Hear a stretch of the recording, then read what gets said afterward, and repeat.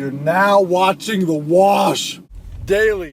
Well, today news is a great example of a cannabis company being used in this time to do some good things. There's a company out of Idaho. What they do is they make a product that determines how the plant is THC plant or if it's CBD. And what they've been able to do is determine whether the COVID virus is present with their device. Initially, this device was used on the roadside. If a police officer had to question whether a plant was hemp or if it was prohibited cannabis, it would be able to tell on the spot whether those compounds are present. Well, now it's being used to see if COVID-19 is there. Also today in the news, Fresh Toast put out a list of social etiquette for cannabis, but they don't seem to realize that we're in a pandemic. So they advocate for very good things, being friendly to people and new smokers, and don't take the last hit if it's not your weed, and I forget what they said. But they didn't really talk about social distancing at all. So I want to let you know what I think a good use of social distancing is with cannabis. So first of all, it's fine to meet with people and fine to smoke weed with people in this crisis. Just don't share the pipe. Everyone should have their own pipe. If you go to any gas station here in Massachusetts, you can spend $10 to get a glass pipe.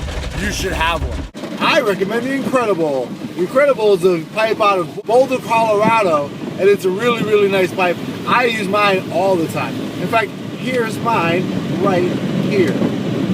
The other thing I like for using cannabis with friends, you can still smoke joints and blunts. It's fine to even mix your weed together and match. Just bring scissors. Also in the news, New Jersey has relaxed a lot of their laws concerning medical cannabis.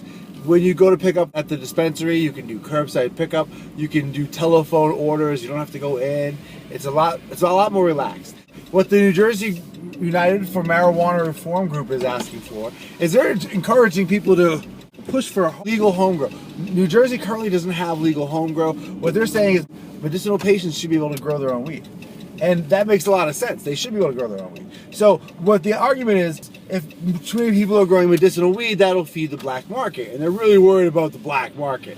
And the other thing is that cannabis is dangerous and scary. And how are these children going to do when their parents have scary, dangerous plants growing nearby? Well, what they're saying is that's not a thing really, that cannabis isn't going to hurt anybody, that it isn't immediately usable, requires preparation to receive the effects that most people are after with cannabis, but actually it's medicine. Parents who have children with epilepsy can make their own medicine to treat their child's epileptic seizures. We have a limited form of life going on right now because of the COVID.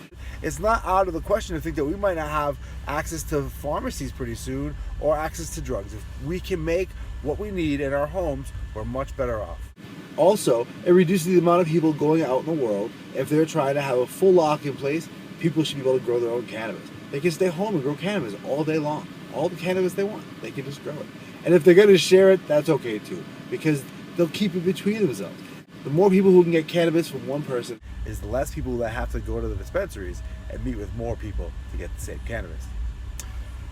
Good job, New Jersey. I'm very proud of New Jersey. They're doing a good job in their cannabis efforts. Support them whenever you can. I hope you get the legal home grow for medical patients and all uses medicinal. Thanks for watching The Wash Daily.